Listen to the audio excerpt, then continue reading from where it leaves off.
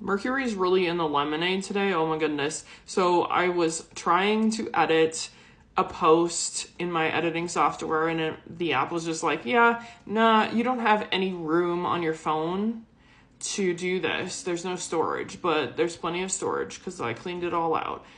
And then randomly it just decided to work. So that was all fine and dandy. And then it came to posting it on YT, and YT was just like, yeah, I don't think we're going to do this today. So I was like, fine, I don't even care at this point. It can be posted tomorrow or whenever.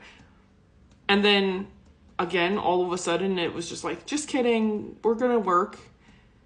And then it just kept going because once that was posted, I wanted to share it on FB, and it was like, no, you can't post here. You don't go here. So then I didn't post it, and then I went back a while later, and everything was fine. I don't know. I don't have the patience for this, though.